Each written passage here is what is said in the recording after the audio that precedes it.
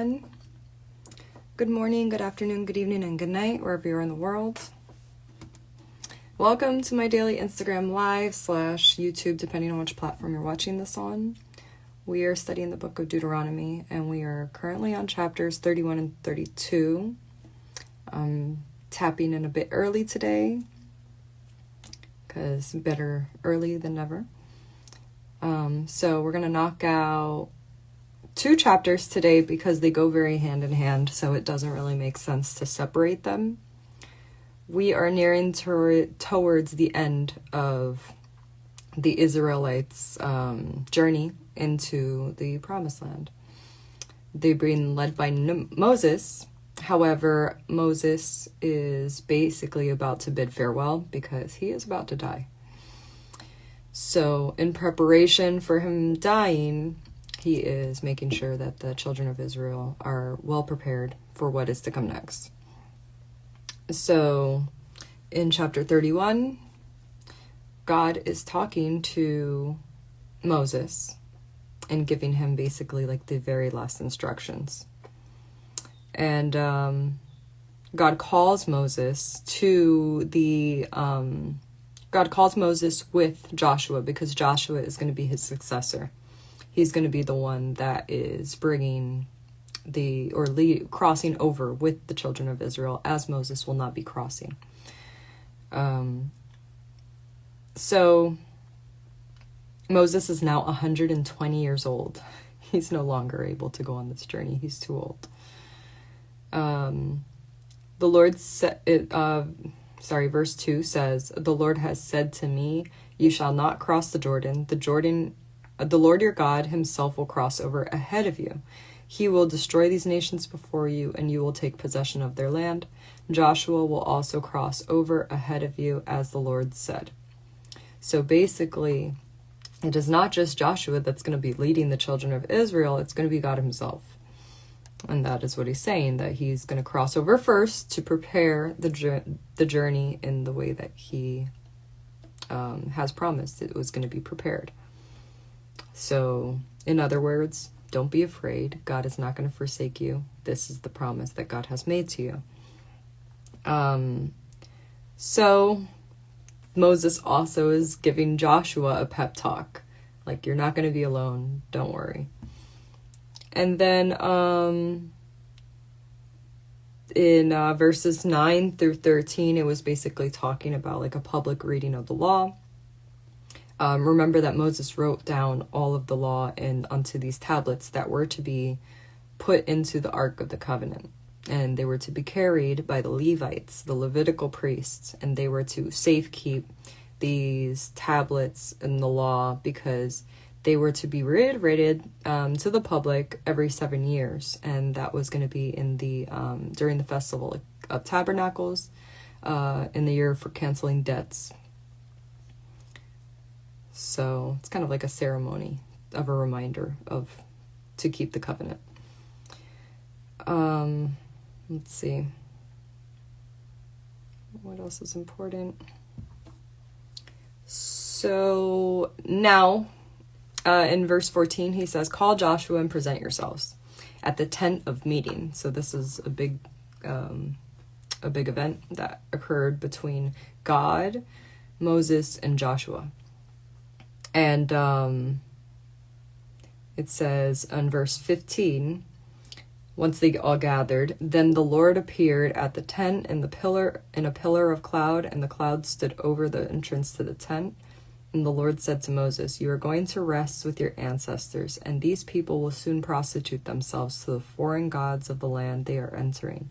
They will forsake me and break the covenant I made with them.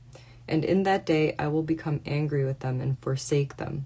I will hide my face from them, and they will be destroyed. Many disasters and calamities will come on them, and in that day they will ask, have not these disasters come on us because our God is with us? And I will certainly hide my face in that day because of all their wickedness in turning to other gods."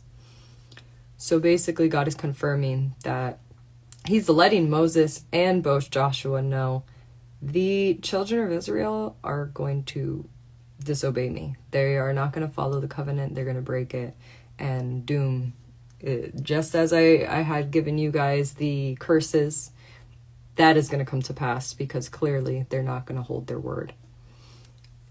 So then he tells them to write it down in a song, basically. And we're going to go into the song a little bit on chapter 32 when we cross over. But the song basically has all of Deuteronomy written into the song, like described through the song. And then it says, verse 21, and when many disasters and calamities come on them, this song will testify against them, because it will not be forgotten by their descendants. I know what they are disposed to do. Even before I bring them into the land, I promise them an oath. So God already knew what their doom was. And not only did God know, but he told everybody what was going to happen. And it still happened. That is how, I guess you could say insane it is. That imagine that God is telling you that it's kind of like what happened in with Jesus. When Jesus told, Peter, that he was going to deny him, and he was going to deny him 3 times. And sure enough, even though he denied that he was going to deny him, he did it anyway. So God knows, and it's going to come to pass. It is what it is. God knows better than we do, than we know our own selves. And even though, it may seem crazy to you, like, why would I disobey you? Because I already know the curses that are going to come onto me. For some reason, that temptation sucks them in, and they failed the mission anyway. So, that was basically it for that. He just basically told them exactly what was going to happen. And then now they were to write it in a song, so that they know the testimony that all of the bad things that are going to happen to you, don't forget why. This is why. It's in the song. So now chapter 32 is the song. If you guys want to read the song, I recommend it for those that have not been tuning in to all of the chapters of Deuteronomy. It's like a good summary. It basically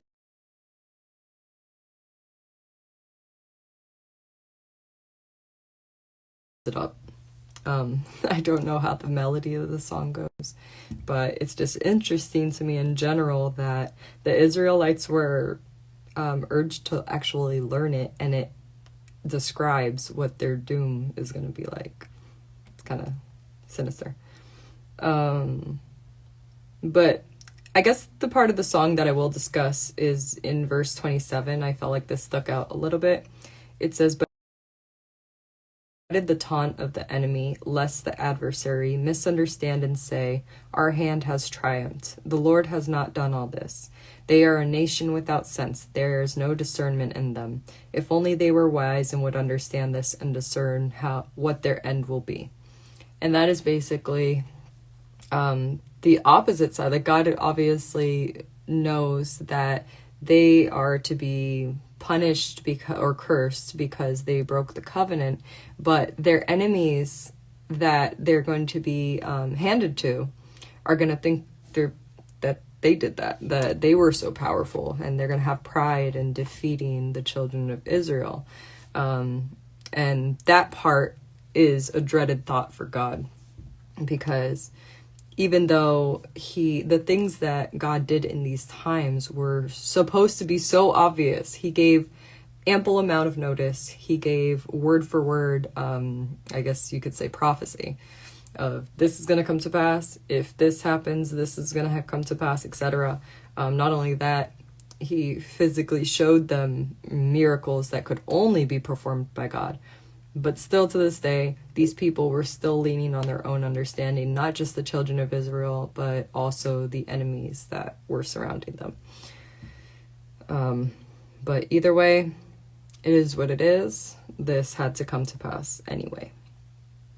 So yeah, I definitely recommend for you to read the song. It's basically a review of everything that we have studied so far.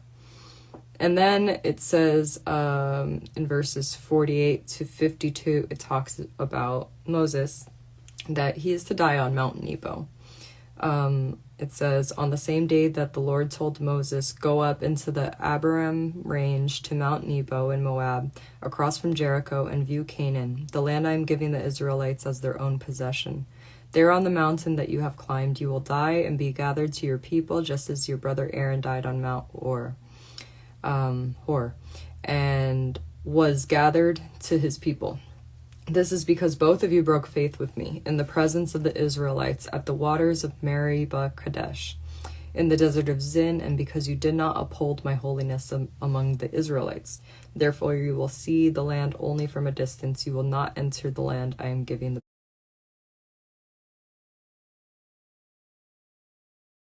people of Israel. If you need to be reminded as to why, you can check out Deuteronomy 3 as it goes into the detail of what happened between Moses and God. And that is it for chapters 31-32.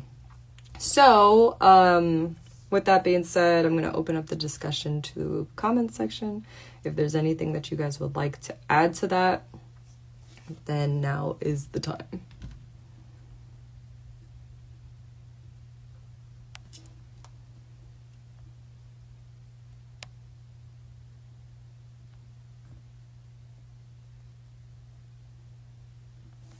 God does not begets, nor is he begotten.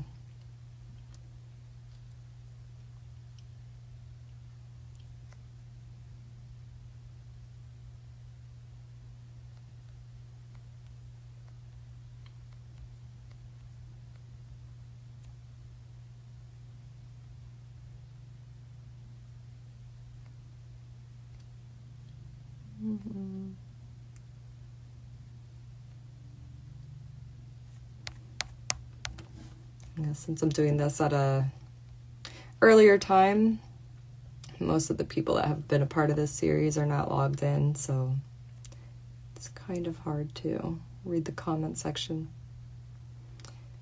Okay, Ma Pruitt says, it's interesting to me that God forewarned the people, yet that wasn't enough to obey his wishes.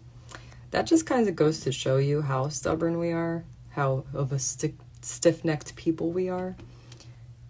But also, I think it is also important to note that God has the ability to harden our hearts in order for certain things to come to pass in the way that they're supposed to come to pass.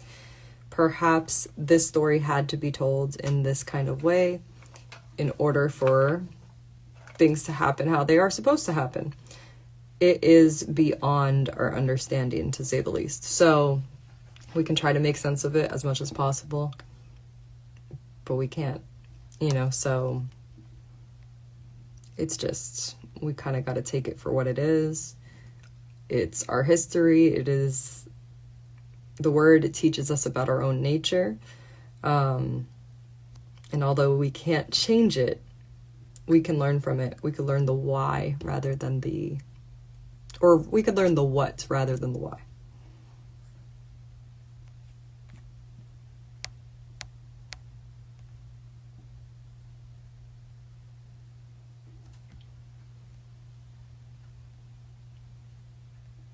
Okay.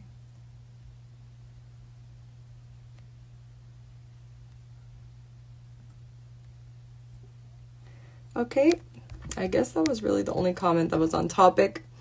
But thank you guys for tuning in. And for those of you that are just tuning in for the first time, I know I had a lot of first timers here today. If this is something that you're interested in reading the book of Deuteronomy with us, we're almost done. But the whole entire recap is on YouTube. So if you go to my YouTube page, you will see all the chapters and, you could catch up on your own time. There's no pressure. Thank you guys, and I hope you have a good day.